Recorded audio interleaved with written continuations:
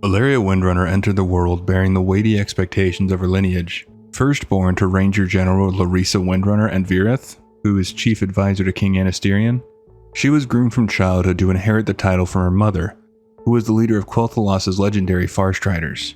Yet Alleria's spirit ran hotter than elven tradition allowed. She longed for distant horizons, for the culture beyond Eversong's sun-dappled woods, and for renewed friendship with the humans who had once fought beside the High Elves in the Troll Wars. Larissa, unmoved by such wanderlust, she insisted that everything their people needed lay beneath the boughs of the eternal forest. The clash of wills erupted during Alleria's test. She was tasked with killing the most fearsome spring-paw-lengths prowling Eversong named Mauler, but instead found herself pinned beneath its fangs until her younger sister Sylvanas took the killing shot. The rescue saved Alleria's life, but stole her victory. While Sylvanas did rescue Alleria, this test was never about passing or failing. It was more of an evaluation, but Sylvanas didn't know this. The true test was to see how Alleria would act in the face of something truly dangerous. Larissa had all the faith that Alleria would survive the ordeal, and depending on her reaction to the situation, then her mother could train her to improve. Just because Alleria missed the shot didn't mean it was an instant fail. The role of Ranger General isn't one to take lightly, for good reason. Larissa had to show that while Alleria was bound to inherit it, she would also prove that she earned the title, and Sylvanas' interruption only deepened the rift between mother and daughter. Over the following years, Alleria's quiet rebellion grew into open defiance. She stole training hours to mentor sympathetic rangers, and the Farstriders gradually split between Larissa's traditionalists and Alleria's forward-looking group. Later, Alleria shattered expectation entirely.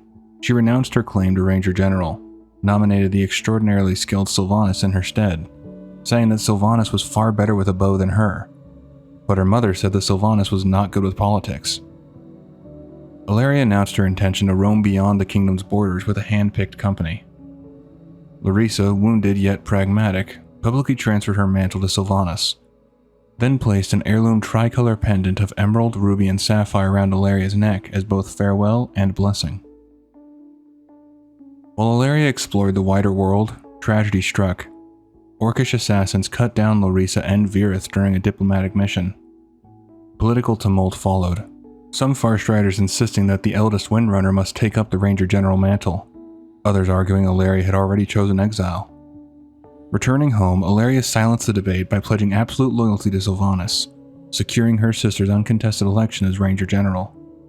In the quiet time that followed their parents' funeral, the three Windrunner sisters gathered in Farstriders' retreat to catch up with what little time they had, but also talk about the news that Sylvanas had learned about the Horde killing their parents. Alleria, on the eve of her departure for Lordaeron, pressed a question that weighed on her heart. Should they tell Lyrith that Orc raiders had murdered their parents? Sylvanas exhaled, gaze fixed on the hearth. One day, yes, but not now. I fear it'll only damage him further, or make him take up arms and try to kill the whole Horde by himself. Alleria's expression tightened. They were his parents, not just ours. He deserves to know, and if he wants to fight, why not train him? Varisa offered soft objection to Sylvanas. He wants to believe he still has a family. Alleria, you are gone now. You walk another path. Sylvanas and I see each other all the time. He is alone in Silvermoon. The word struck Sylvanas like a feathered arrow, silent yet keen. Still, Sylvanas remained resolute. The sisters pledged to honor her wish for secrecy, though Alleria's misgivings lingered. Adjusting her cloak, she tried once more. I still think you should train him. He is smart and dexterous. He will learn quickly now that he's a bit older. Varisa nodded in agreement, but Sylvanas shook her head. No, he has suffered enough. Alleria sighed, fastening her emerald locket. He is an adult, old enough to make his own choices, but train him or not as you will. In the meantime, I will not tell him about the attack. It should come from you, Sylvanas. Consider it, and think on training him too. With that, she strode out, bound first for an audience with King Anasterion, then for a brief visit to the artist quarter to visit Lyrith before journeying south. The royal audience proved bittersweet. Alleria argued passionately that the Horde posed a mortal danger, worthy of a full muster. With the king being assured by distant reports and still nursing Quel'Thas's policy of measured isolation, He did not agree with Alleria. Only a token detachment would ride to Lordaeron's aid, far fewer than the numbers Alleria had hoped to see. As she left the spired palace, the weight of impending war pressed harder than ever on her shoulders. Sometime after the Alliance's counteroffensive began, Alleria rode with Turalyon and Khadgar, destroying Orcish camps and severing supply lines until the Horde staggered back in angry retreat. Mid-campaign, a breathless messenger arrived. The woodlands fringing Quel'Thalas were burning. Rage eclipsed caution, and Alleria demanded a forced march north. Turalyon counseled restraint, warning that even her skill could be drowned beneath sheer numbers. She relented, barely, insisting he push the column harder and promising to surge ahead once the forest was in sight. When Eversong's tree line finally appeared, Alleria broke ranks and sprinted for home, arriving as Sylvanas, Lor'themar, and Haldoran battled at Silvermoon's gates.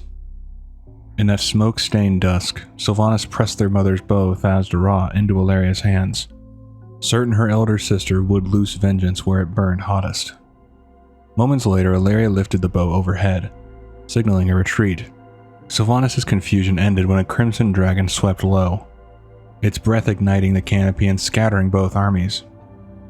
After the Inferno's first roar, the sisters found a fleeting moment together. Sylvanas embraced Alleria. Varisa hugged her and lingered.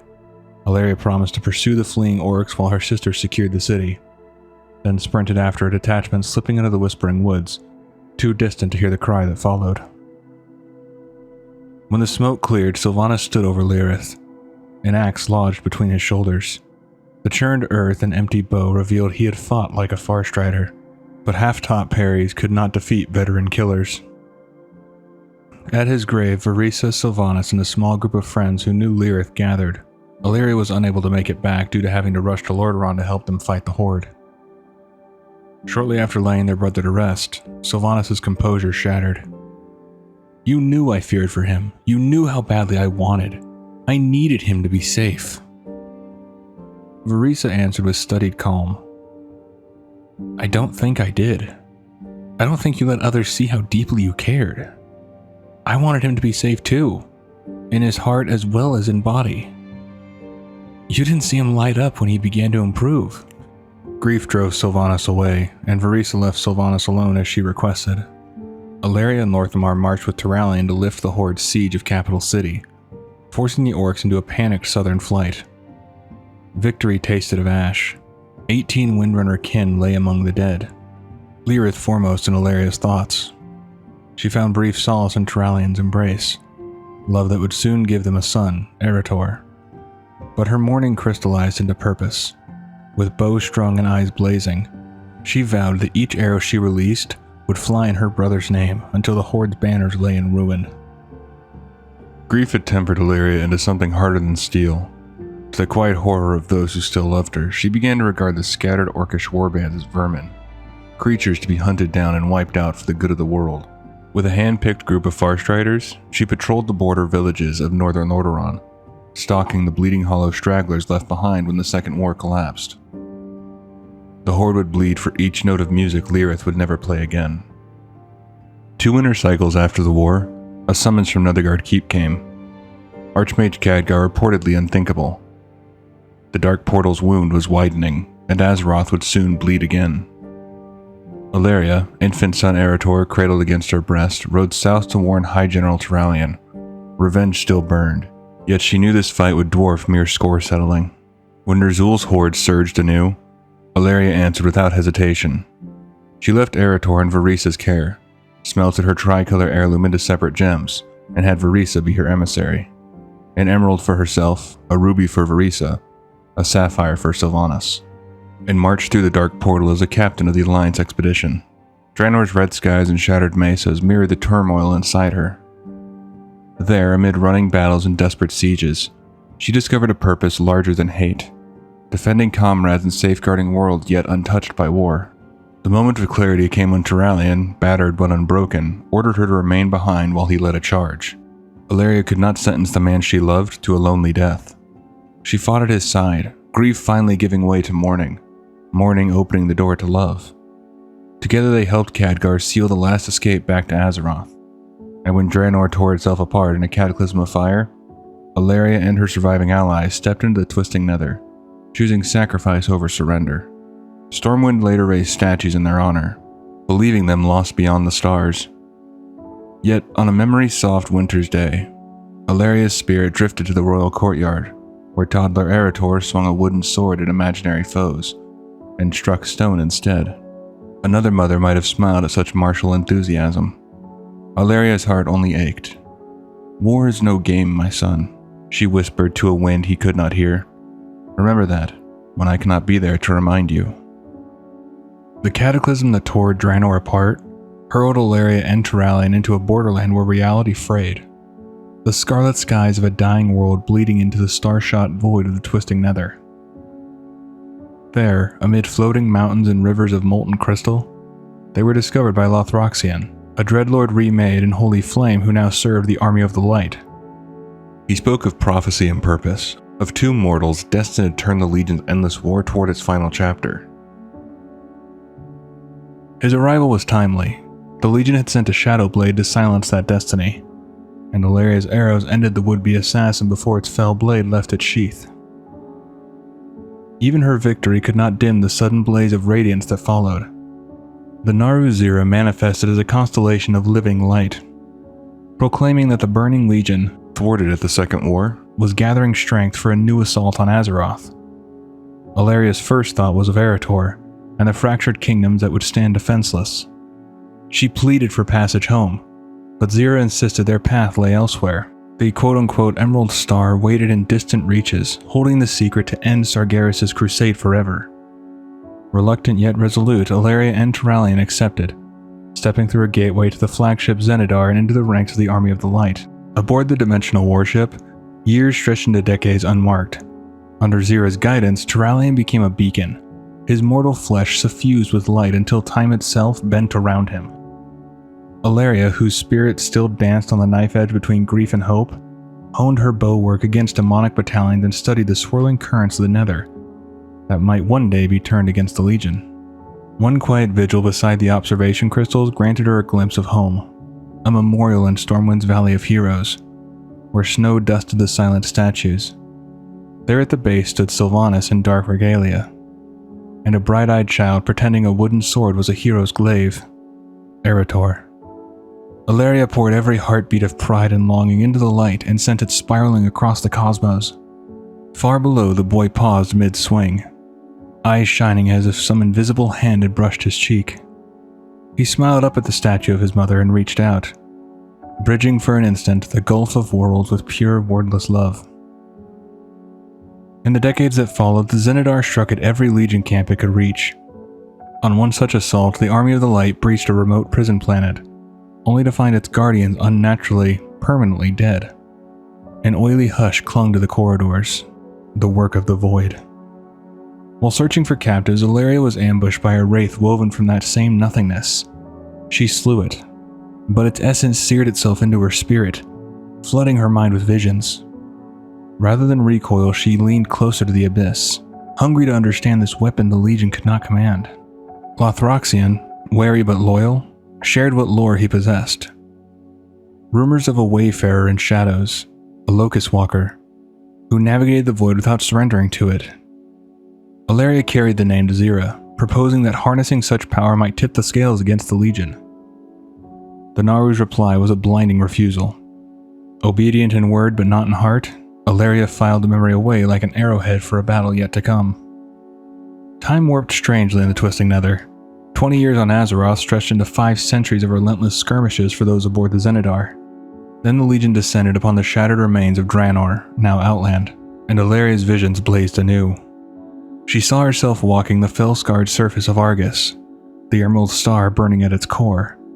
Sensing opportunity, Zira dispatched Alleria and Turalyon to infiltrate the demon homeworld while its war machine focused elsewhere. En route, Alleria confessed. The visions guiding her were not gifts of the light, but of another, darker current. Turalion's faith did not falter. "I trust you more than any prophecy," he said, clasping her hand over the humming sigils of the transport deck. Upon landing, they prowled Argus's ruinous plains until the world soul itself reached out to Alleria, showing her that this star was no artifact, but the titan heart whose agony resurrected the Legion's armies. Turalyon, though he saw nothing, vowed aloud to set the spirit free.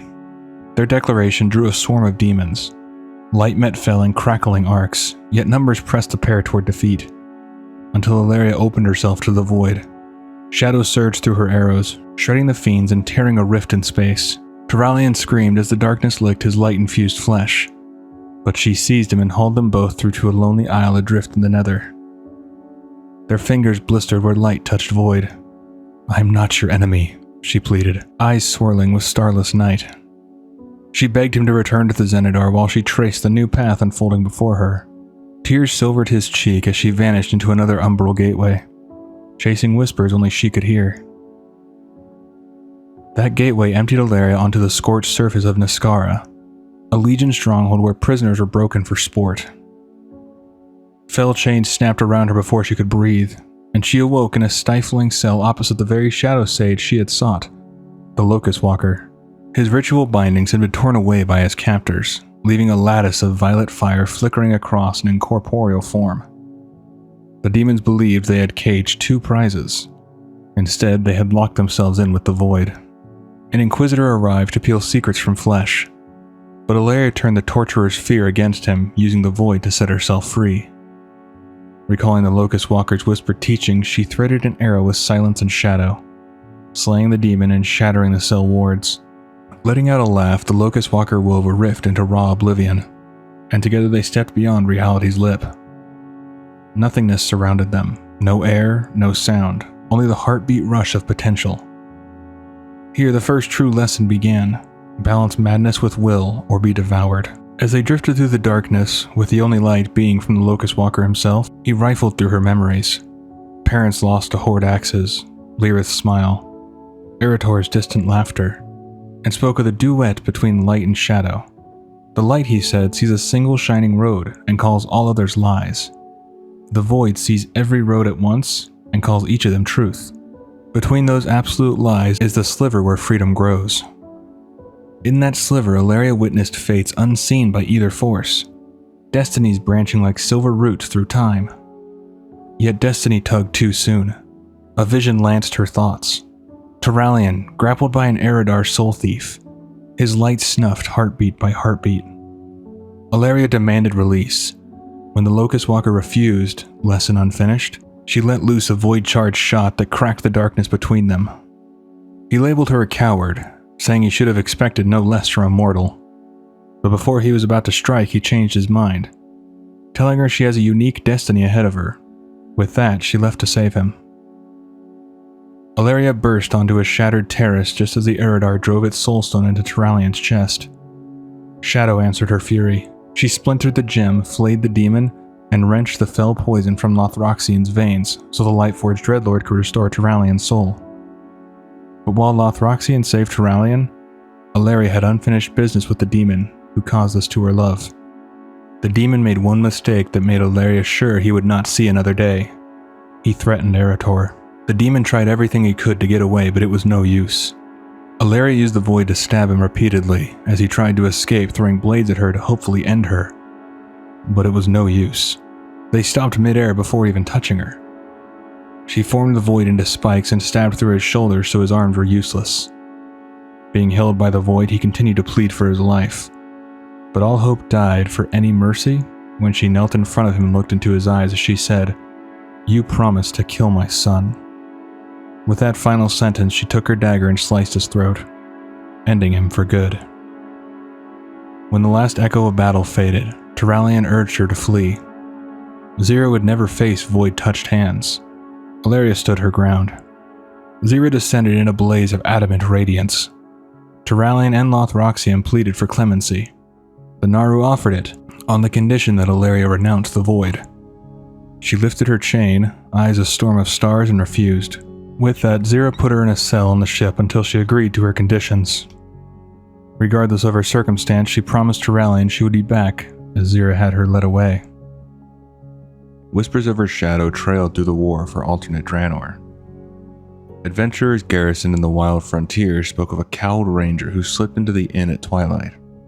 Silver eyes watchful beneath a hood stitched in Farstrider green. She asked for no payment, except for discretion, and tasked any willing soul with retrieving relics of high elven make. One such artifact, a quiver of silver-lined arrows, lay buried deep within the void-soaked crypts of Shadowmoon burial grounds. When at last the arrows were placed in her gloved hands, the stranger confided a sliver of truth. She searched for Alleria Windrunner, and had dared hope the twisting nether's mysterious tides might have swept the lost ranger into this fractured timeline. Whether the arrows truly belonged to Alleria remained unanswered, but their presence amid burial urns pulsing with void suggested a fateful symmetry, an early omen that the Windrunner who walked between light and shadow would soon stride back into history. Years of divination and dust-choked scouting turned up little more than legend, until a Felguard, flayed to the brink by Farstrider interrogators, croaked a single clue: Niskara. The demons swore that inquisitors there tormented a void-kissed ranger, whose bow blazed like captured dawn. Vereesa Windrunner snatched at the lead, assembling a strike team of Farstrider veterans and unseen path rangers. If the Legion truly held her sister, they would pry her free, or at the very least keep Thas'dorah out of fiendish hands. The raid cut through wards and warlocks alike. Deep within a reliquary of soul-forged iron, they found Thas'dorah poised atop a pedestal of black glass. Thas'dorah began as my family's legacy, but now this weapon has a greater purpose. This is a bow worthy of a hero like Alleria, a hero like you. Take Thas'dorah, champion. Use it to lead the fight to save Azeroth. Thas'dorah's rescue sparked new conviction. Alleria had survived Draenor's cataclysm, and now hunted the Legion in the darkest reaches of the twisting nether. That fragile hope crystallized when Lothroxian revealed his commanders. A knight of golden fire named Turallion, and beside him, the bowless yet unbowed Alleria Windrunner. The trail at last pointed beyond the firmament, toward a reunion written among the stars. Argus greeted the Skyfire fleet with a storm of fel-infused artillery.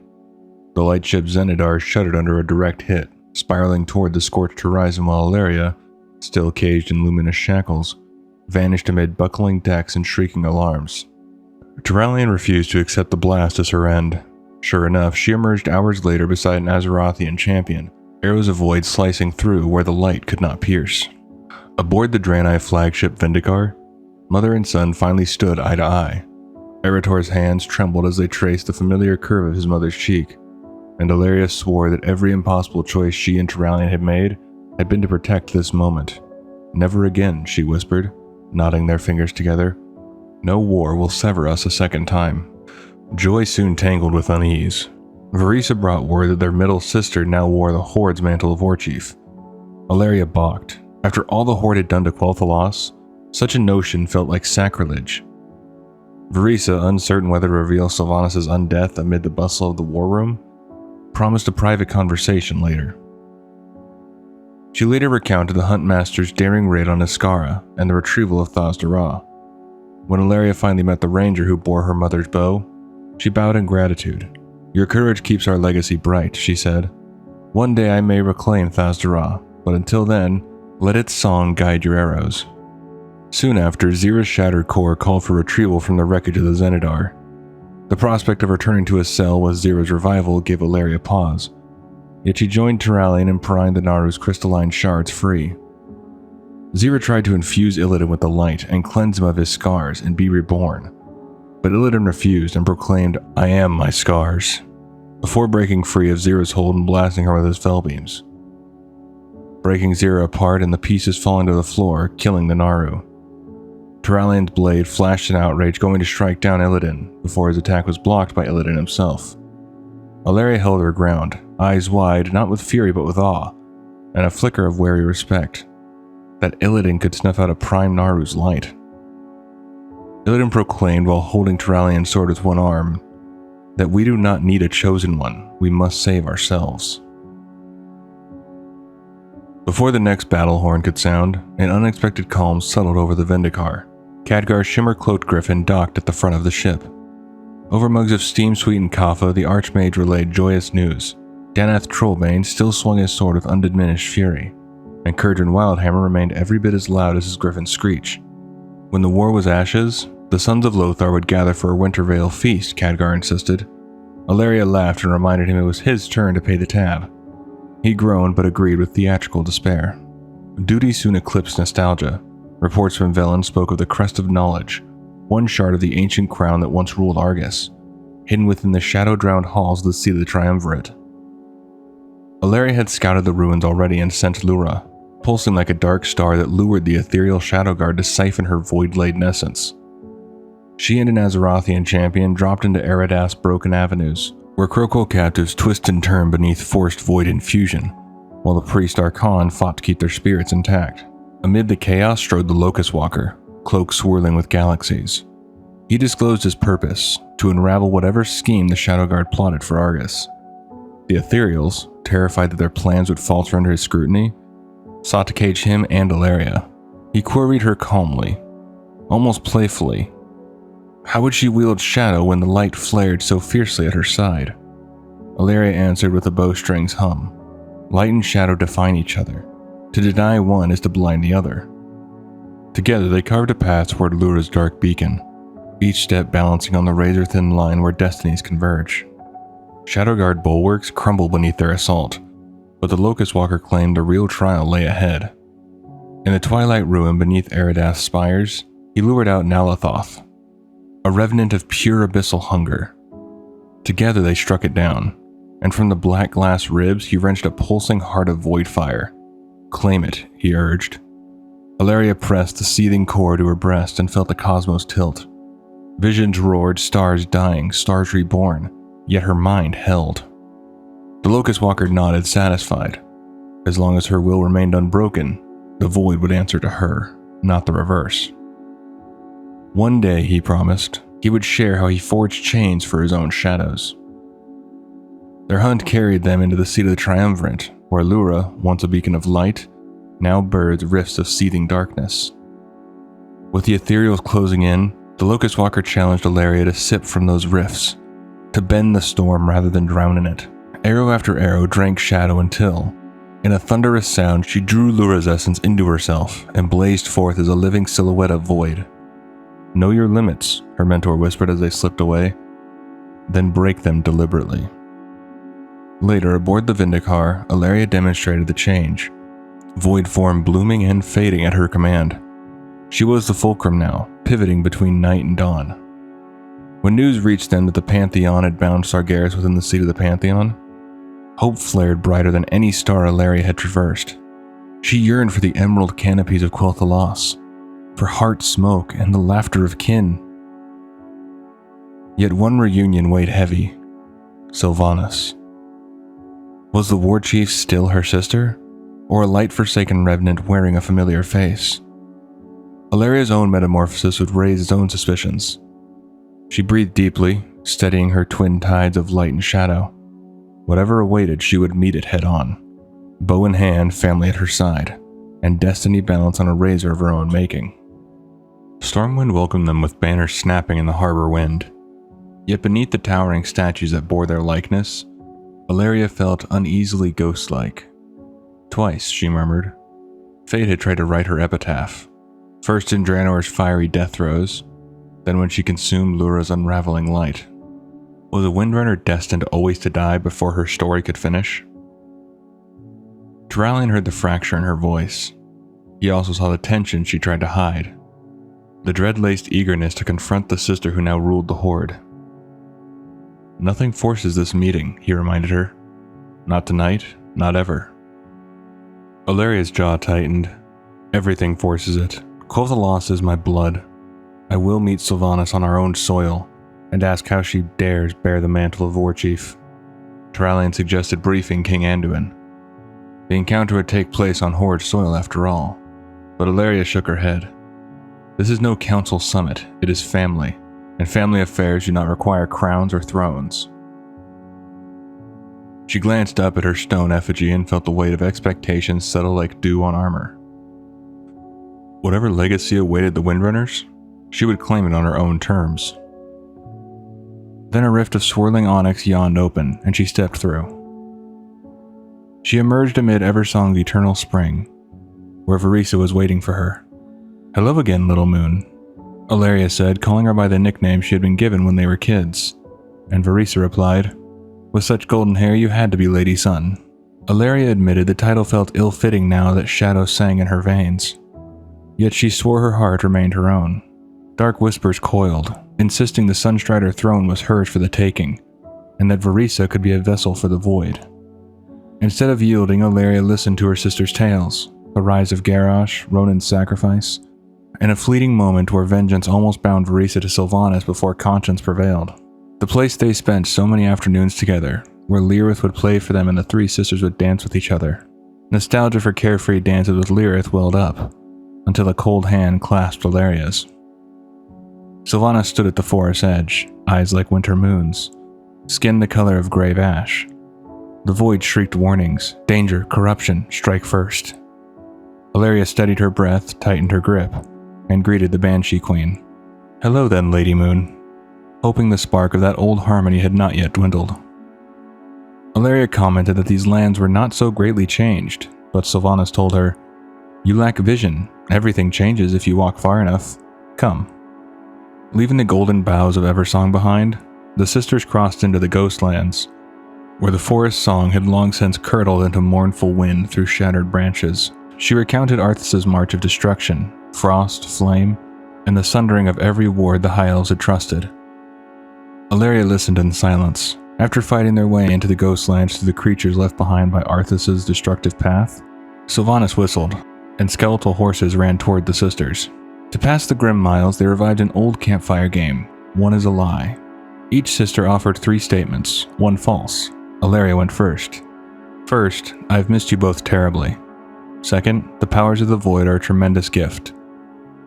And I have no regrets about stepping through the dark portal so many years ago." She finished as undead erupted from the roadside and were felled mid-sentence. Varisa was next. "First, I believe in the Blood Elves. I think they can be redeemed. Second, I have finally made my peace with the loss of my beloved Ronan. And last, I fear I will lose you both. Forever." Sylvanas lists her statements. "First, there are times I wish I was still alive.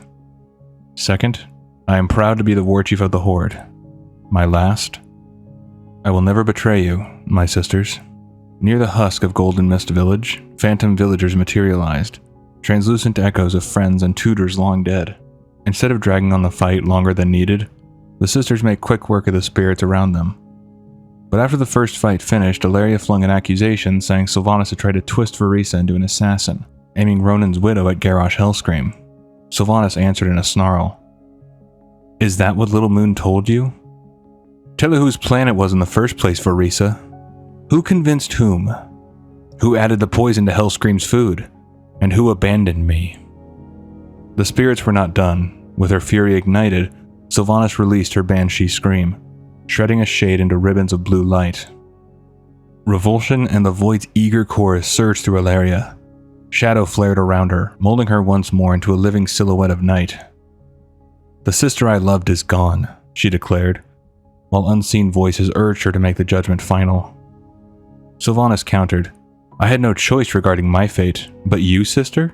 You left your son, you left our brother, you left us, and now you return, a mere vessel for the void's power.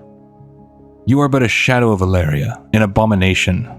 With tempers flaring, Varisa spoke up, taking up her role as peacekeeper, as she had in the family so many years ago when they were growing up. "Neither of you were there when I needed you. You both let me think you were dead. Do you know what that did to me? You were my heroes. We have all lost so much. Must we lose everything? Again?" She said, hoping to talk some sense into her sisters. After making their way to their old home in the spire and cleansing it, they each revealed their lie. Varisa was first, saying, "It is true that I believe the Sindarai will one day reflect on their actions and rejoin the Alliance. And I do fear losing you both. The lie is that I have moved past Ronan's death. I see him every day in my sons." Alleria offered hers.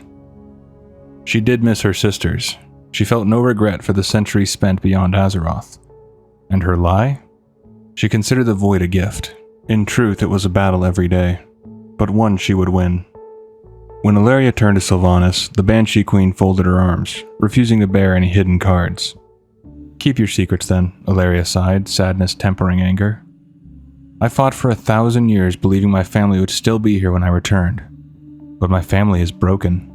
Here, and in Stormwind," she says, removing her necklace and leaving it behind at their former home, saying that she knows Lyrith would have wanted them to try. Before leaving, Verisa called back to Sylvanas. "I wanted to tell you that I was a coward. You asked me to stay with you, I said yes, and then all I did was send you a letter to refuse. That must have hurt you. Whatever has passed between us and whatever will, I am sorry. I hope one day you can forgive me." Sylvanas didn't turn around to face her sister as they both walked away into the portal. Verisa stepped through with a last, hopeful glance at Sylvanas. Alleria followed, the portal snapping shut like a heart clenched around grief. Moments later, she was back in Stormwind's starlit corridors, drawing Arathi and Tyrallion into her arms, anchor points against the gathering dark. Not long after, the call came from Stormwind Keep. High King Anduin Wrynn convened his inner council in the war room, where candles flickered over banners of every Alliance realm. Fresh grief lined his face. His faithful butler Will Benton had died. Anduin unveiled a daring proposal, a formal gathering that would allow Forsaken to meet the living kin they left behind. Alleria and Tyrallion stood among the advisors. When the floor opened for council, Alleria recounted her own fraught reunion in the Ghostlands, how love and memory had collided with undeath and shadow, until only heartbreak remained. She doubted the decaying minds of the Forsaken could tell friend from foe once emotion ran hot. "Do not wager on my sister's mercy," she added, voice low but hard as drawn steel. Sylvanas has walked the dark too long. Whatever light lingered in her was devoured long ago. Her warning hung over the map table like a thundercloud. Though Anduin's resolve did not waver, he nodded, absorbing the caution. The future of the gathering, it seemed, would depend on faith balanced against the counsel of those who had learned, painfully, that not every bridge can bear the weight of the past. The aborted gathering plunged relations into deeper frost. Yet Alleria refused to cede her homeland to history. When Anduin declared that fresh allies were essential against the resurgent horde, she set her sights on Silvermoon, believing the Blood Elves could be coaxed back beneath the Alliance banner. Crossing the fractured, scourged scar of the Ghostlands, she arrived at the royal court, just as First Arcanist Tharistra of Suramar made her own overture of friendship. Lorthamar Theron, once her Farstrider comrade and now Regent Lord, welcomed her as a legend of bygone battles. Pleasantries were exchanged with Lady Liandrin and the Nightborn envoy. Yet when Alleria laid out her proposal, Lorthamar's answer was a polite but ironclad refusal. Before departing, she requested one boon: to see the Sunwell. A millennium had passed by her reckoning since she last gazed upon its light. Grand Magister Romoth didn't think she should be allowed near the Sunwell, citing her bond to the Void, but Lorthamar overruled him. Stepping onto the Sunwell plateau, she sensed the Sunwell's radiant arcane light had changed, laced with an unfamiliar humming resonance she couldn't quite name. The void within her answered that call, and horrors clawed into reality through her own shadow. Twisted echoes hungry for the well's power. Guardians and guests leapt to defend the sacred waters, arrowheads blazing with starlit darkness, until the last aberration was cast back beyond the veil. In the aftermath, Romoth moved to clap her in chains for sabotage. Lorthamar stayed the order but pronounced banishment. Her presence, however unintended the calamity, was a danger Quel'Thalas could not risk. Though stung, Alleria's keen ears caught a whispered rumor. Others like her, blood elves exiled for dabbling in shadow, wandered the margins of the kingdom. She returned to Stormwind to brief Anduin on the failed negotiations, then turned on her heel and headed north again. If Silvermoon would not stand with the Alliance, perhaps its outcasts, the void-touched elves shunned by their own, could. And if she could save them from the whispers that stalked her every waking moment, they might yet forge a new kind of kinship in the wars to come. Following the whispered trail of Magister Umbric, a scholar cast out for courting shadow, Alleria threaded through the Ghostland's silent towers, piecing together arcane echoes he had left behind. Echoes of the past played in fractured light, revealing his clash with Romoth, his fascination with a void-scarred world, and his promise of an artifact that could tame or unmake minds. Each clue pointed to Dawnstar Spire, where a final illusion flared and outlined a rift torn through reality. Alleria took in the rift's chill and stepped onto broken asteroids adrift in velvet night. There she found Umbric and his fellow exiles, drawn thin by their experiments yet exhilarated to meet the legendary ranger who had mastered the same darkness that now lapped at their hearts. Umbric led her to the crystalline shard they had unearthed, power enough to drown sanity. Power enough to drown sanity. Before his ritual could unlock it, Nether Prince Durzan materialized, the very ethereal who had tried to twist the Sunwell. Durzan bound the elves in chains of whispering shadow and began stripping their mortality, shaping perfect servants of the void. Alleria's arrows answered first, as Durzan poured promises and threats into her mind. She countered with defiance, urging the exiles to anchor themselves in memory, sunlit battlements, the scent of Eversong blooms. Side by side with an alliance champion, she shattered the prince's core and scattered his essence to the abyss. The ritual backlashed, transforming Umbric's followers but leaving their wills intact. Kneeling amid the stardust, Umbric thanked Alleria for hauling them back from madness. She offered a pact. She would teach them to command the void instead of serving it. In return, they would pledge blades and spellfire to the alliance. Silvermoon had turned its back on them. Now they would carve a future as void elves under Alleria's banner. Returning to Stormwind, Alleria presented King Anduin with fresh allies and a new base, Telegraph's Rift, a fortress of shadow-lit crystals where the Locust Walker himself soon arrived to help hone the fledgling order. Hope gleamed in Anduin's eyes, proof that even exile could be reforged into strength when guided by will rather than fear. When the sky above Lordaeron cracked with violet lightning, it was Alleria who strode through the first rift. Void portals blossomed across the battlefield, releasing forces of void elves and gnomes under command of Alleria and High Tinker Mekator respectively. Amid the chaos, Alleria's arrows sought a single target, Nathanos Blightcaller, dueling him through drifting plague fog until retreat was his only escape. At the throne room gates, she and Anduin cornered Sylvanas, and a jagged regret flickered behind Alleria's eyes. She should have killed Sylvanas. In the uneasy lull that followed, the Wind's Redemption anchored at Borealis became her command deck. Alleria praised Halford Wormbane's adaptability, rare praise from a Windrunner. And when debate flared between Wormbane and Chandra's Feathermoon over striking Jaster Gallywix or Blood Prince Dreven, she offered a solution. Magister Umbric and the Void Elves would hunt the Goblin, freeing Chandra's to stalk the Prince of the Night. Weeks later, as Anduin welcomed the Admiralty of Kultiris beneath the Alliance banner, Alleria stood beside Tyrallion on the deck of the Kultirian flagship. Sea spray caught in her hair while cathedral bells pealed across Stormwind Harbor, and she allowed herself a rare smile. Every new ally, every reclaimed kingdom, was another thread binding a fractured world together, and a step closer to the reckoning still owed between sisters.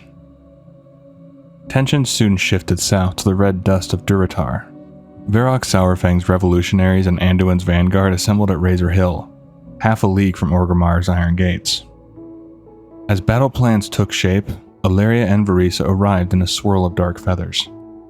The hairs of Alleria's arm prickled, the unmistakable shiver that meant an old god had slipped its chains. She argued that Sylvanas now commanded the only host ruthless enough to challenge N'Zoth, and that perhaps they should let her march unchecked. Anduin's reply was ice over steel.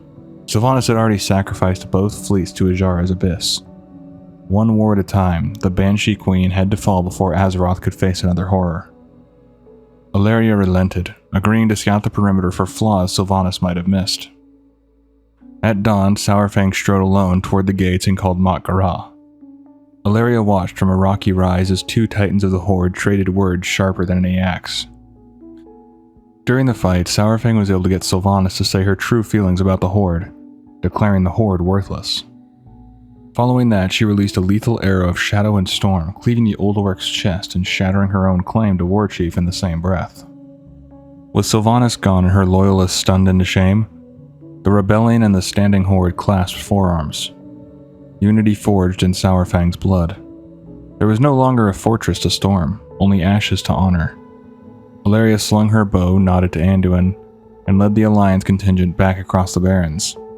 Another battle averted, another reckoning delayed. Within the horrific vision of Stormwind, which is an echo of futures that might yet be, champions glimpsed a version of Alleria wholly claimed by the void, her form wreathed in shadow tendrils as she turned defenders into living night. The image clung like frost to iron, a stark reminder of the razor's edge she walked every dawn. After N'Zoth was chained within his own abyss, Alleria returned to the Valley of Heroes.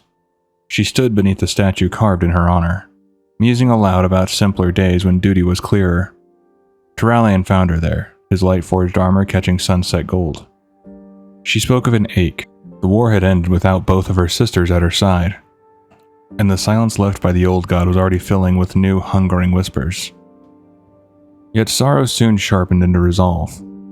Sylvanas will answer for every scar she's carved across kin and kingdom, she promised. Turalyon clasped her hand, light meeting shadow, and together they turned toward Stormwind Keep, ready to face the next song destiny chose to sing. King Anduin set Alleria and Turalyon on an urgent mission to find Sylvanas. Each fruitless report frayed the king's patience. Yet it was Alleria who suffered the worst torment.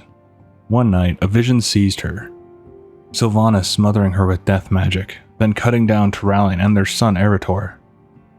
Snapping awake, she admitted to Turalyon that she had peered into 1,000 futures, each darker than the last, and swore to rise above her own worst self to thwart her sister's designs. Their first real lead came when Danath Trollbane relayed rumors of a Dark Ranger hiding among Horde refugees in the Arathi Highlands. Alleria and Turalyon encircled the little camp, and the roundup was done without incident until Zun, an orc boy, lunged at them. Turalyon expertly pinned the child, but spared him when the boy's mother Gauzes begged for mercy. The sight stirred a memory in Alleria of Arator racing across Stormwind's courtyard, and she knelt beside the boy to tell him that war offers no true glory, only a chance to choose compassion when the world shows its ugliest face. Their quarry, however, was absent. The void whispered that the boy's mother held the answers, yet an hour of Turalyon's gentle questioning yielded nothing. Reluctantly, Alleria let the shadows unfurl with her admitting she felt no pleasure in torturing civilians. But she had to find her sister, and desperate times called for this desperate measure. Void tendrils sifted through the orc's memories until Apothecary Kotley, horrified, blurted out the secret she had sworn to keep. The Dark Ranger Vizrin was bound for Falder's Cove to secure a ship. Instantly, Alleria released the captive and ordered Captain Nightgiver to provide the refugees with food and blankets, then escort Kotley to Stormwind for further questioning. As she turned away, the chill of the void still clung to her skin, a reminder of the line she had crossed, and of the price she seemed willing to pay to end Sylvanas' trail of atrocities. Armed with Kotley's tip, Alleria and Turalyon charted a swift course to windswept Falder's Cove. Amid barnacled hulls and wary sailors, they cornered a smuggler whose dagger, its hilt etched with the Banshee Queen's sigil, reeked of forsaken allegiance. When the man refused to speak, Turalyon bound him in bands of radiant light, while Alleria's void-laced whispers rifled through his thoughts. The scene froze when Archmage Jaina Proudmoore arrived in a swirl of salt-tinged arcane light, dispatched by Anduin for an update. Turalyon pointed to the Forsaken Blade as proof the smuggler had sheltered Sylvanas' agent. Alleria added that her probing mind had learned the ranger was already sailing to Zandalar. Jaina departed to inform the king, an act Alleria privately deemed tattling. But Anduin, remembering the ashes of Teldrassil, reaffirmed his faith that the pair would hold the moral line. Days later, the duo accepted Jaina's reserved hospitality in Boralis, while SI-7 scoured the Zandalari coast. The calm shattered when Flynn Fairwind burst in. Spymaster Matthias Shaw had been taken prisoner by the Empire. Alleria's thoughts leapt to the worst, Sylvanas weaving fresh alliances, sparking another clash with Jaina, who cautioned her against igniting war before diplomacy ran its course.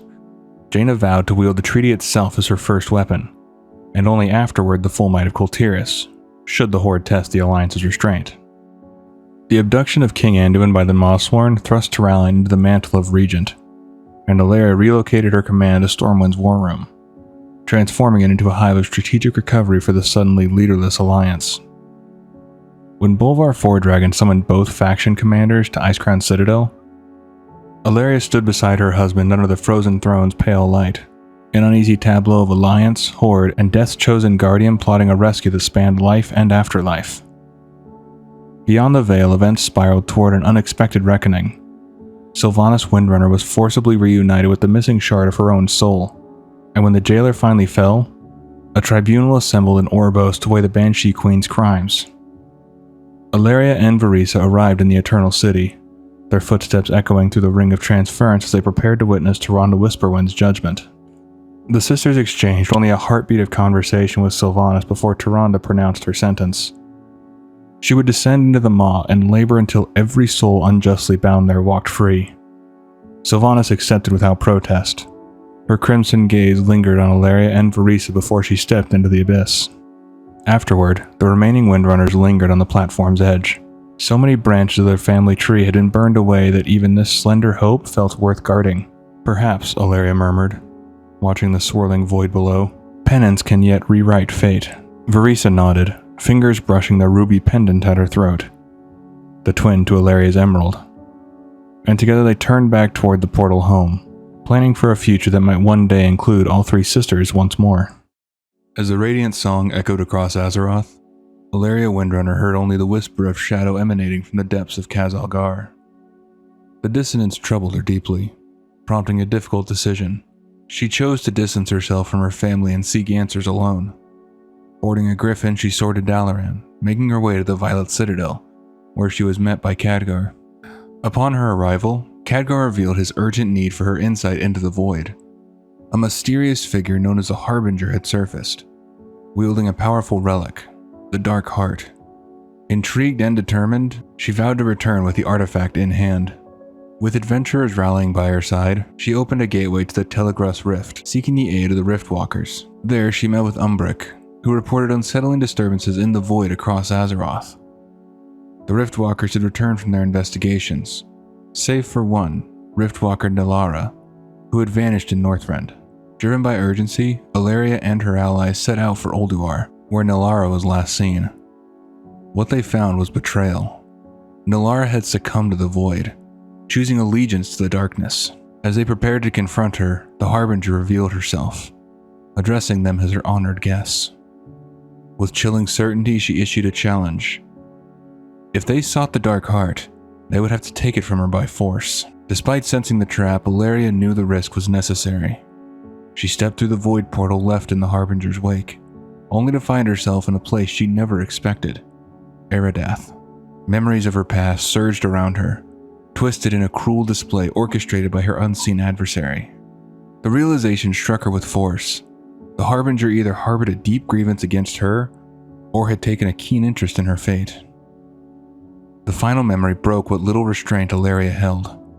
Before her stood the twisted apparition of Turalyon, not as she knew him, but as a weapon wielded against her, eventually confronting the memory of Turalyon itself.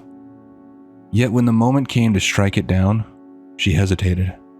The weight of love, duty, and regret rooted her in place. Locust Walker, however, harbored no such reservations. He eradicated the memory without hesitation. So it is Xal'atath who has claimed the Dark Heart. I understand now why she calls herself the Harbinger. I've had enough riddles for one day. The radiant visions you spoke of are the very same my people had, before our world was consumed by the Void Lord Dimensius. What? You don't think... Could Xal'atath be seeking that same fate for Azeroth? I fear that is precisely what she intends. You must find a way to stop her. Me? Look, she knew exactly how to hurt me. I don't think I'm the one to... Yes, she knew your greatest fear is endangering your family. But you must let go of that fear. Embrace who you truly are. I know who I am. Do you? You are unbalanced. You must master your unique nature, Alleria. If you cannot, then Azeroth is already doomed. It's best if I leave. I'm a danger to you all, so long as Xal'atath's gaze is cast upon me. Tell Khadgar what we learned. I will return to Dalaran in time. Xal'atath has returned as the harbinger. And now she has the power of the Dark Heart at her disposal. It's all connected to the Radiant Song. It has to be. Locust Walker said the Ethereals heard a similar song before Koresh was destroyed. Then is Azeroth herself the one in danger? Is she speaking to us? We need answers. We need her speaker. I will seek out Magni. But first, I must inform Thrall of what we learned here. We must face this crisis together. Horde and Alliance both. Before embarking on her hunt for Xal'atath, Alleria sought out Arator, hoping to dissuade him from joining the battle. She wished for her son to live a life untouched by war, free from the burdens that had long weighed upon her. She had to go to Silvermoon City, where he had made his home, only to find an unexpected figure awaiting her at the gates, Lor'themar Theron. Their exchange was short, laden with unspoken history and mutual wariness. Lor'themar, ever the cautious leader, agreed to allow her entry, but only under strict guard. Alleria accepted the terms, though she had no intention of overstaying her welcome. As night descended, she slipped away into the city's heart, seeking her son's residence. Upon her arrival, another surprise awaited her. Turalyon was already there. His presence, though expected in some ways, sent a pang of unease through her. When he suggested joining her in her mission, she swiftly discouraged him. She had long since learned that the paths they walked were not the same. Setting the matter aside, she invited Arator for an afternoon stroll, hoping for a rare moment of peace. As they walked, mother and son spoke of simple things, the shifting winds of Quel'Thalas, and the quiet joys of everyday life. Yet the weight of her true purpose loomed, and eventually she broached the topic. She pleaded with him to stay away from the coming conflict, to seek a path beyond war. But Arator, ever like his mother, refused. To abandon his duty to turn his back on those in need, it was not a path he could take. Though disappointment flickered in her heart, Alleria respected his choice. For a fleeting moment, they stood on the precipice of understanding, each accepting the other's convictions. But as the last rays of daylight faded into dusk, reality pulled her back.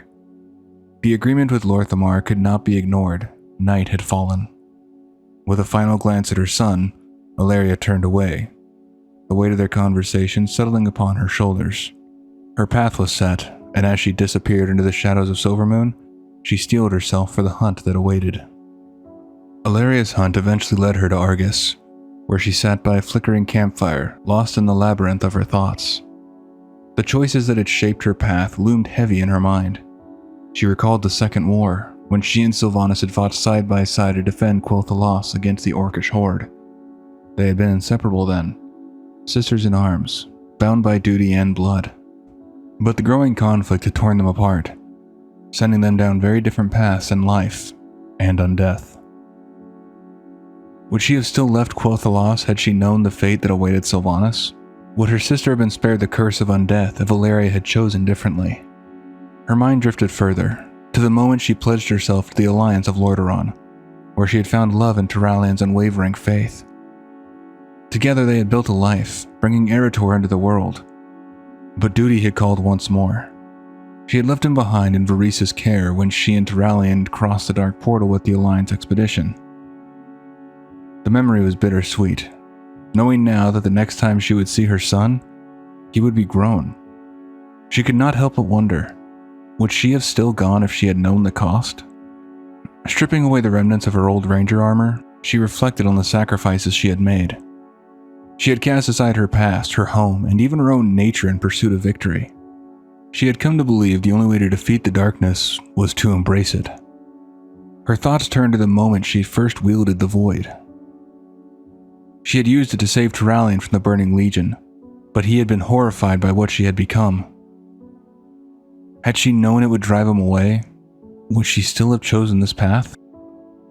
She donned her new armor, reforged in the shadows, and let go of the doubts gnawing at her soul.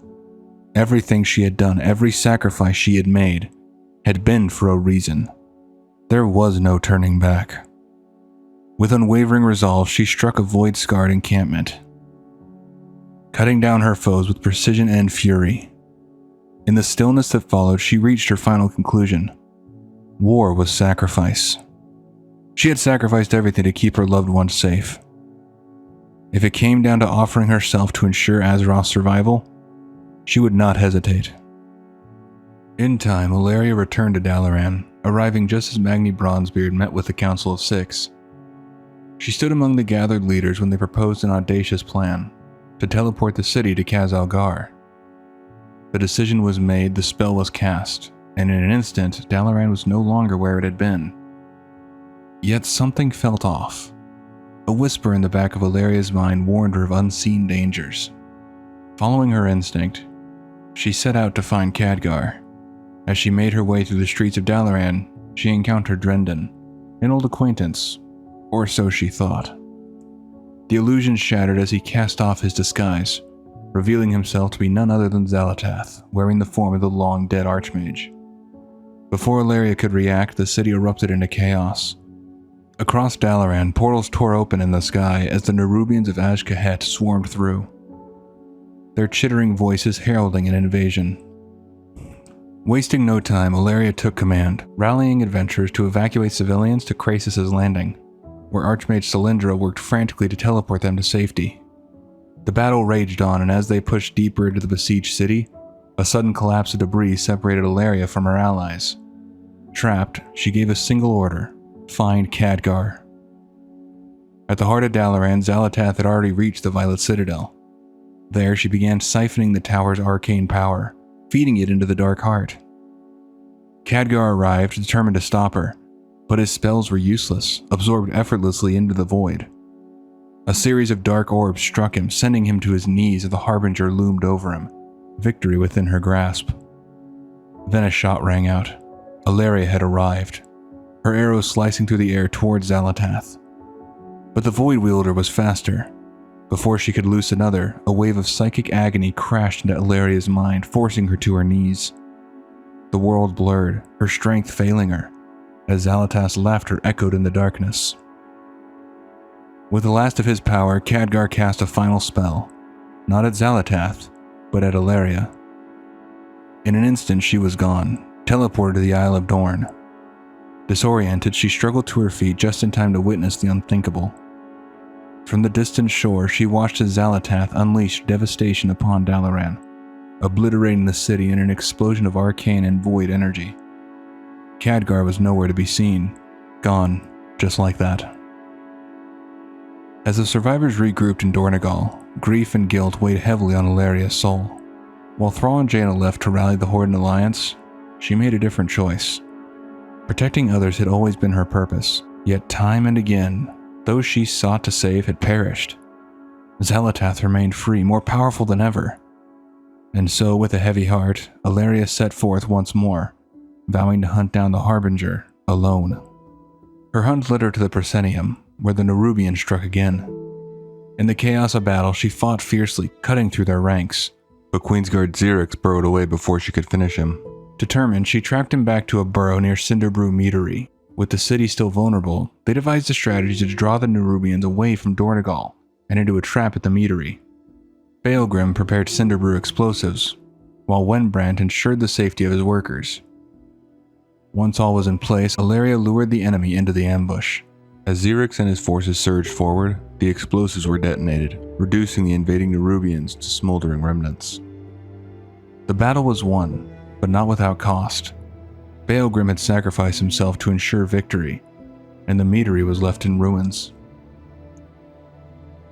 Despite their triumph, Alleria remained uneasy. Xal'atath was still out there, and she knew this moment of reprieve was fleeting at best. As she steeled herself for what was to come, Anduin approached, offering his gratitude for her role in defeating Xerix. Alleria, I heard you helped corner Xerix at the Meadery. Thank you. The Nerubians took so much from us. I will not let them do the same to the Earthen. They've been good allies, and gracious hosts. A welcome surprise, given that they've been living in isolation for thousands of years. That may not entirely be the case. I asked about why they keep calling me Arathi, and apparently an Arathi armada arrived on Khazalgar a number of years ago. They're said to have formed a settlement in the caverns beneath the island.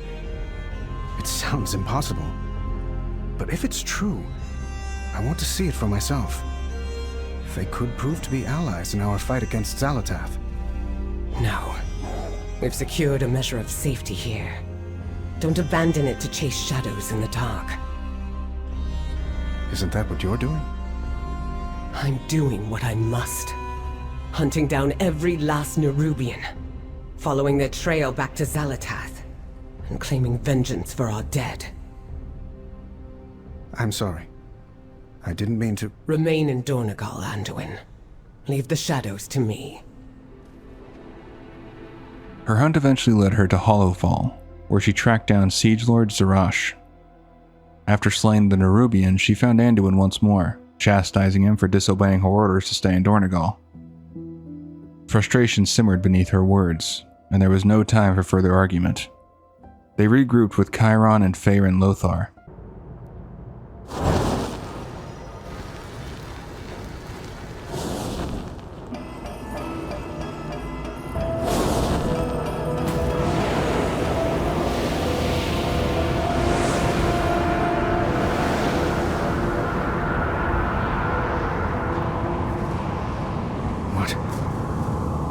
What is happening? It's Beladar, our star. It shifts between the light and this. The Dawn Towers hold back the darkness with the sacred flame, but the light always returns.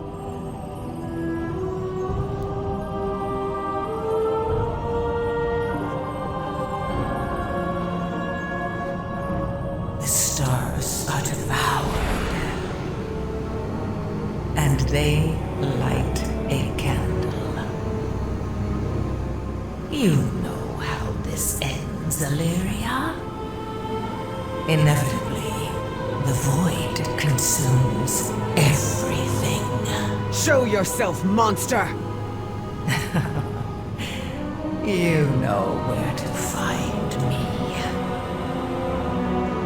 Deeper in the darkness.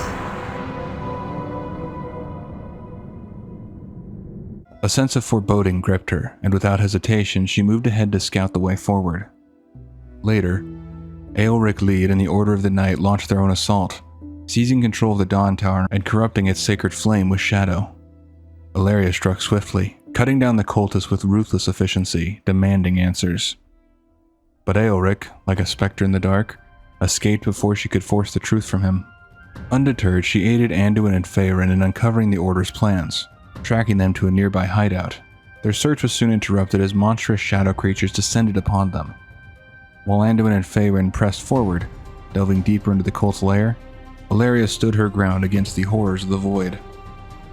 When they emerged, their escape was blocked by one of Xal'atath's illusions, a veil of deception meant to hinder their progress. But Alleria would not be so easily deceived. With a surge of void energy, she shattered the illusion, clearing their path back to the surface. As they ascended, the balance shifted. Beladar's glow returned, pushing back against the creeping darkness. Victory was momentary, fragile, but it was victory nonetheless. While Faerun and Anduin worked to purify the Dawn Tower's flame, Alleria remained outside, her gaze lingering on the horizon. She knew the battle was far from over. The Harbinger still waited in the shadows, and she would not rest until Xal'atath was hunted down once and for all. With the Dawn Tower cleansed, Alleria and her allies returned to Moreldar to deliver a dire warning to General Steelstrike about the Order of Knight's growing threat. With the message delivered, they found themselves granted a rare moment of respite. Seeking a brief escape from the constant weight of war, they ventured to a nearby inn.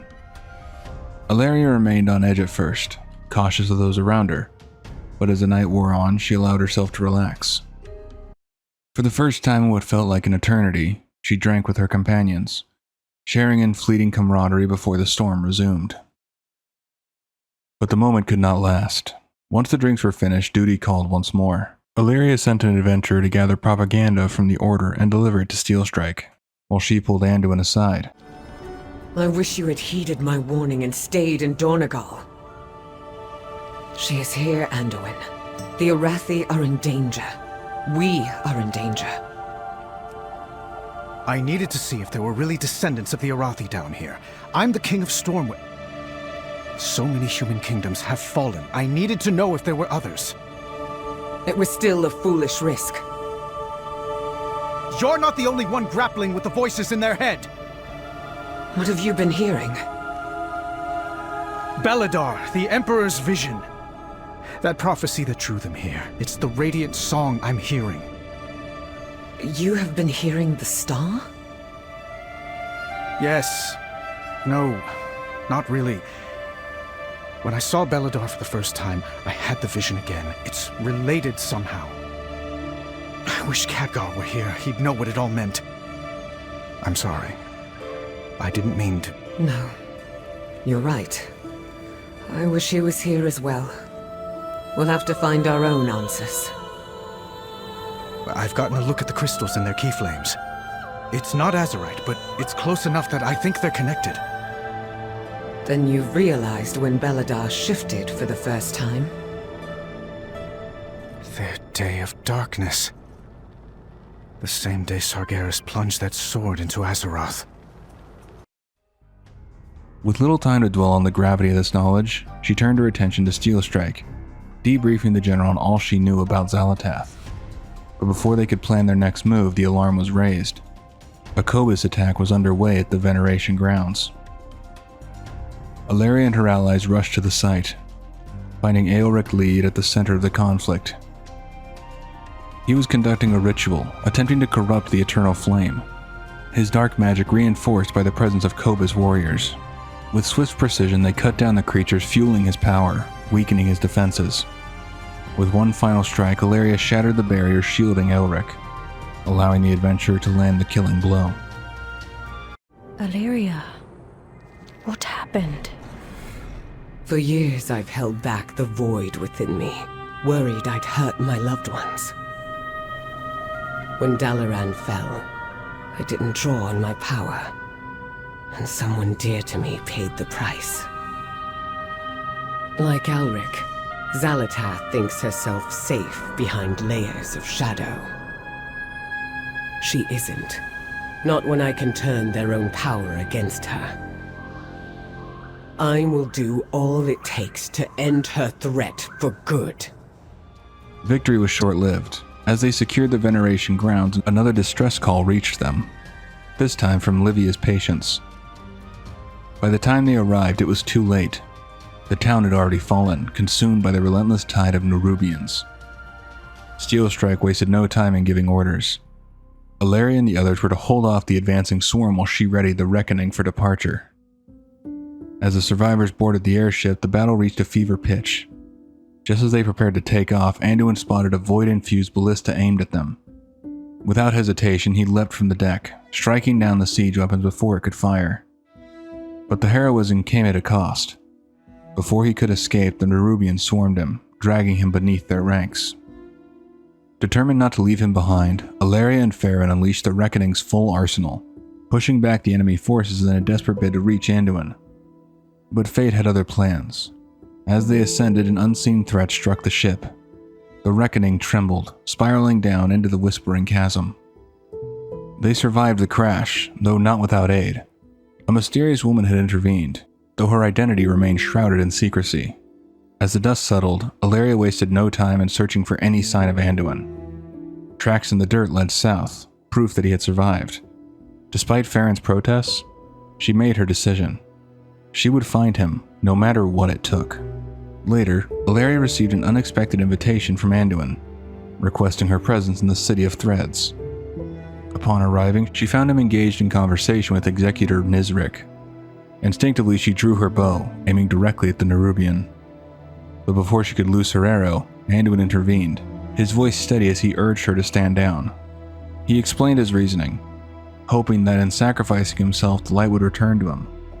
It had not. Yet despite that, Nizrik had taken an interest in his resolve, and had diverted his prison transport. Anduin, though still unable to wield the light, was determined to help others in the way he knew best. While Alleria remained distrustful of the Nerubians, she trusted him.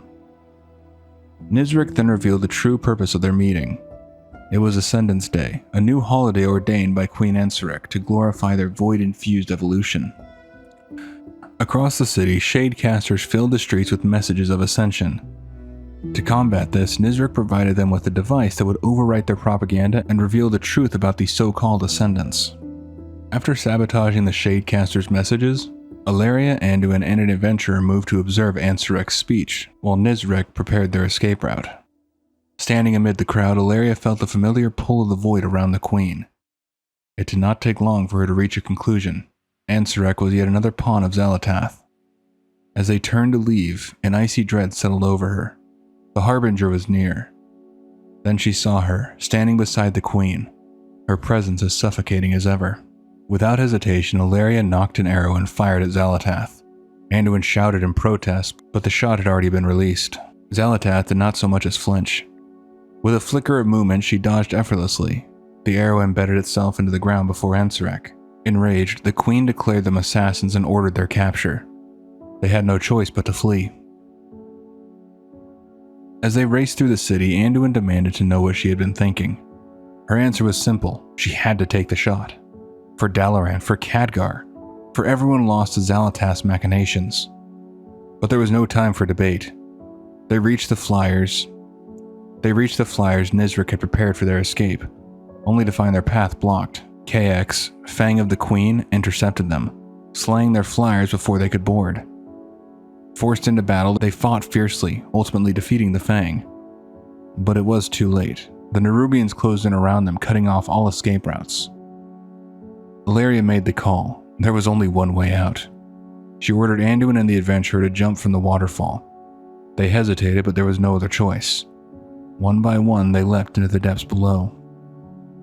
Then Xal'atath appeared. She did not attack. She did not need to. Instead, she taunted Alleria, weaving her words like poison. She spoke of how Alleria always pushed away those closest to her. The Harbinger urged her to embrace her true nature, to give in to the darkness fully, to sever all ties to those she once loved. For a moment, the weight of her words pressed down upon Alleria like a suffocating fog. Then she made her choice. She struck Xal'atath with a decisive punch, silencing her taunts, and leapt from the waterfall, reuniting with Anduin and the adventurer below. As she gathered herself, Anduin asked her what Xal'atath truly wanted from her. She took a steady breath, the clarity settling over her. The Harbinger wanted her to forsake everything, to surrender to the void entirely. But in that moment, Alleria realized she didn't have to choose between the void and her family. She could walk both paths. She would walk both paths. Upon returning to the Weaver's lair, they informed Widow Arachni of all that had transpired. A decision was made. Arachni, Anu Bazal, and Nizrik forged an alliance, forming the Severed Threads. With new allies at their side, they returned to the surface to debrief their forces. Upon returning to Dornegal, Alleria came to a sobering realization. My grief and rage were deafening.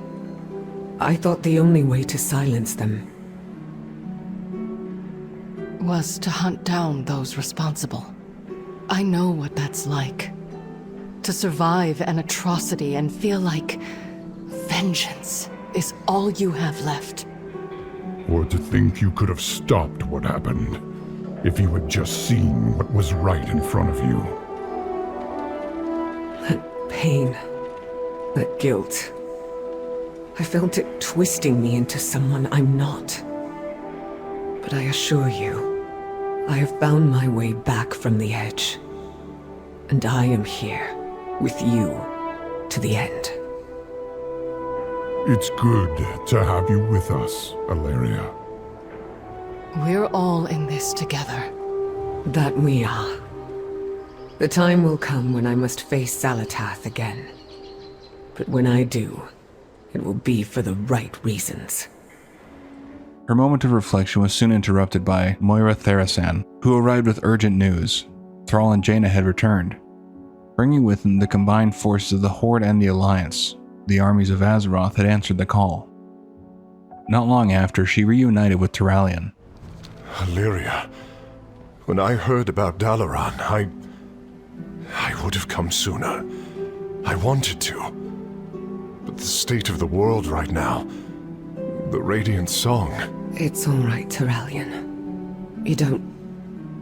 We each have our responsibilities to bear. Truth be told, if you had seen me as I was, what I had started to become... I should have been there for you. You were. More than you could ever know. We stood together for 1,000 years. I'll stand by you for 1,000 more. And the next time I push you away? I wait. Until you ask me to come back. And it's a good thing I always do. I've missed you, Alleria. And I'm not going anywhere. I know. We stand together, Turalyon. Here and now. As the Horde and Alliance began training the Earthen for battle, Alleria saw the need for more. She tasked her adventurers with restoring the legendary Storm Riders. Their efforts bore fruit when Lucilla successfully brought back the Stormrook and formed a new Storm Rider order. Alleria stood alongside her allies as the Earthen cast aside their ancient edicts and officially pledged themselves to the war against Xal'atath and the Nerubians of Azj-Kahet. However, their defiance awakened an old force. A dormant Titan construct reactivated, seeking to punish the Earthen for abandoning their sacred edicts.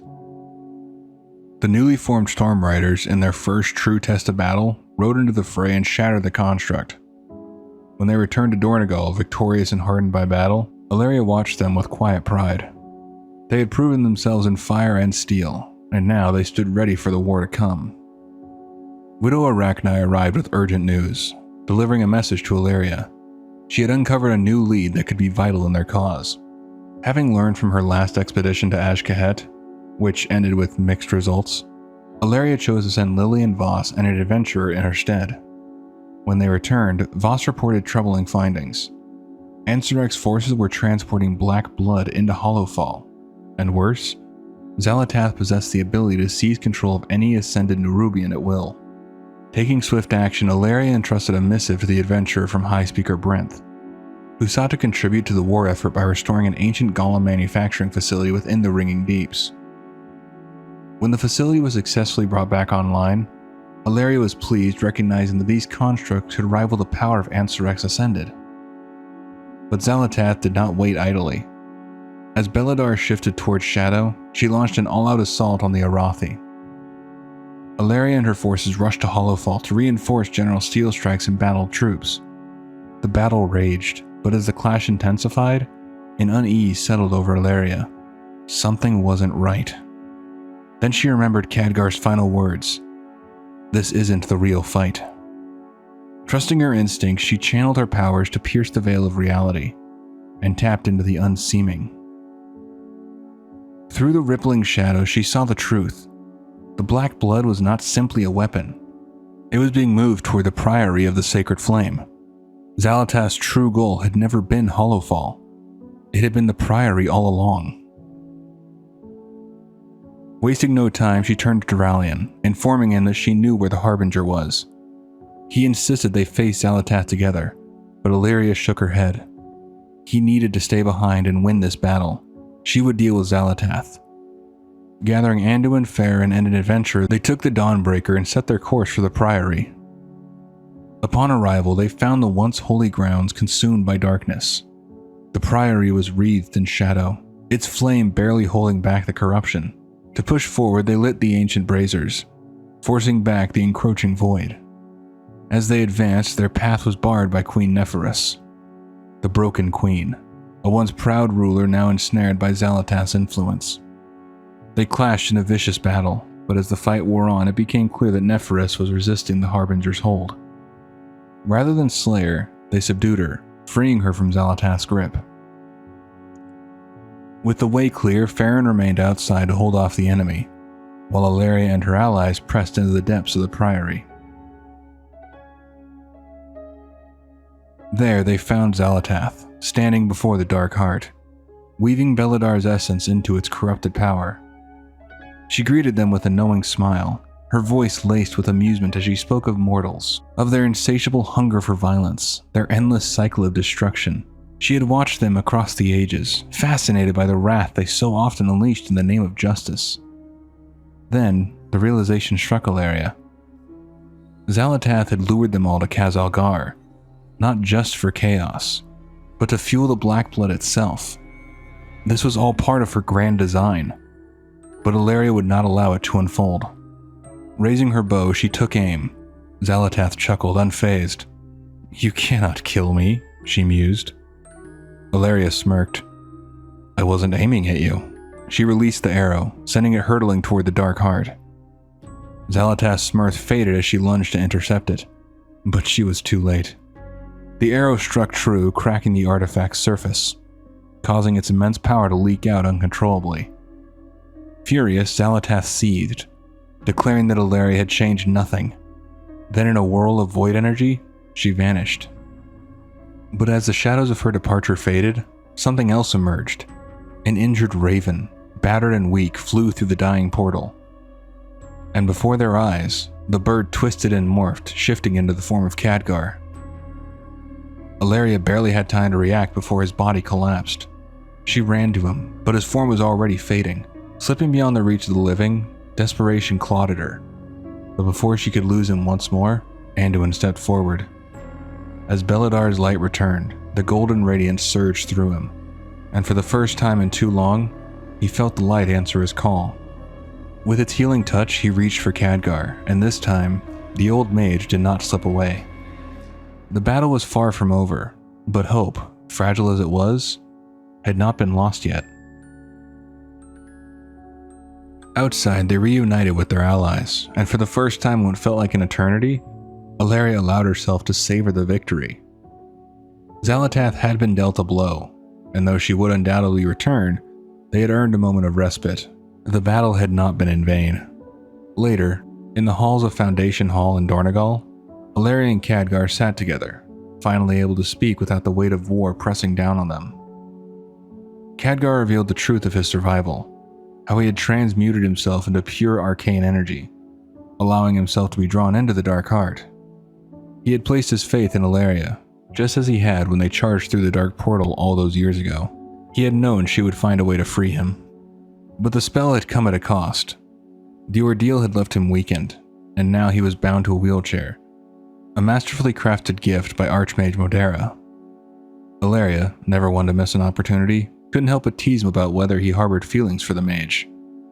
Khadgar merely chuckled, shaking his head at her antics. Despite the victory, a dark presence still lingered beneath Hollowfall, gnawing at the edge of Alleria's senses. Unwilling to ignore the threat, she sent an adventurer to investigate.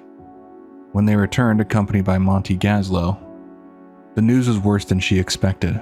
Jaster Gallywix had resurfaced, drilling deep within the ringing deeps for something unknown. But they had not faced this revelation alone. They had been aided by Orwena, a mystic who had defied Herener tradition and revealed herself, guided by visions she could not ignore. Alleria regarded the newcomer with interest and gratitude, thanking her for intervening when the reckoning crashed. If Orwena's visions were tied to Azeroth herself, then they could not be ignored. Without hesitation, she directed her to Magni Bronzebeard, believing that whatever truths lie ahead, the speaker would be the one to decipher them. Well, best be setting sail to Ironforge. No sense in dawdling. Are you sure about staying Dalaran? You could return home with us and study there. I'm sure, Ma. There's still so much knowledge here, yet to be discovered. And knowing you, you'll find it all. Keep out of trouble. And make sure Brinth always knows where you are. Yes, Mum. Ah, and who is this? I am called Orwena. I've been told you too have heard the voice of the goddess. Goddess? You mean Azeroth? Aye, I was her speaker for many years, but she's let me go from that service. Her voice has led me far from my home seeking a truth I know she wishes to reveal. But my kin, they do not understand. Aye, it can be lonely following a path that others can't see. But don't make the same mistake I did, putting it all on yourself. Look for those who will walk the path with you. If I've learned anything, it's that we'll always need each other to not lose ourselves on the journey. You are kind, Magni. I will consider your words carefully. Best of luck to you, Orwena. One day, when you found what you're looking for, I hope you too find your way home. In the wake of battle and uncertainty, Alleria and the Sons of Lothar finally gathered for their long-awaited reunion, choosing to celebrate the Feast of Wintervale in their hidden sanctuary, a place beyond Xal'atath's reach. For one night, war and shadow were set aside in favor of camaraderie and remembrance. Among the attendees was the Orc Eitrig, who had recently begun working with Danath Trollbane to ease tensions in the Arathi Highlands. His presence was a testament to how much the world had changed since the wars of old. Upon Alleria's arrival, Turallion greeted her warmly, conveying Erator's regards and asking if she would spend the night with him after the feast. A rare, genuine smile touched her lips as she agreed. As the celebration carried on, laughter and old stories filled the air, rekindling the bonds forged through hardship and sacrifice. Yet even in this moment of peace, Alleria's thoughts lingered on the war still unfinished. Xal'atath had been stopped, but not destroyed. The harbinger would return. It was only a matter of time. Sensing the weight on her mind, her friends rallied around her, offering warmth and reassurance. For tonight at least, they reminded her that victory was not only measured in battles won, but in the moments of joy shared between them. And for the first time in what felt like ages, Alleria allowed herself simply to be, to laugh, to reminisce, and to hold on to the light, however fleeting, in the company of those she trusted most. Having received word from Orwena about the presence of Blackblood and Ethereals in Undermine, Alleria wasted no time in making her way to the city. Upon arrival, she was halted by customs agents, their obstruction little more than a nuisance. With the swift intervention of Azeroth's champions, they were dealt with, clearing the path forward. Joined by Gazlo, Renzik the Shiv, and the champions, Alleria ventured deeper into the city, seeking out Marin Noggenfogger at the Vatworks.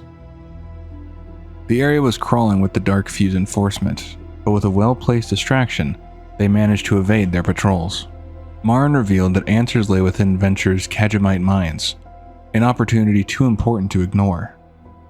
While the others pressed forward, Alleria chose to remain behind, ensuring Marin's safety before rejoining the fight. Before long, chaos erupted as the Steamwheel laboratories came under siege. Ethereal, seemingly under the command of Phase Thief Azir, launched their attack. Fighting alongside the champion, Alleria cut through the invaders, destroying the phase resonances they had established. The devices had been meant to summon reinforcements and communicate with their commanders. But as the last one shattered, a grim realization struck her. The Ethereals had already found what they were looking for. The Dark Heart was an Undermine. Regrouping with Marin, she learned that Gallywix had taken hostages, including Marin's wife, and was holed up where the Dark Heart resided. Before they could act, Phase Thief Azir made his move, boldly declaring that the Ethereals would soon claim their prize. As Alleria set off in pursuit of Azir, Gazlo, Renzik, and the champions rushed to free the captives. Despite her relentless pursuit, Azir remained one step ahead. Before she could stop him, he seized the Dark Heart from Gallywix's grasp and vanished into the shadows. The artifact had slipped through her fingers, but the chase was far from over. Determined not to let the Ethereals wield such power unchecked, Alleria set out once more, vowing to track them down, no matter the cost. And that's going to do it for this one. Hopefully you did enjoy. Thanks for checking it out. And hopefully I'll see you in the next one. Do take care of yourself.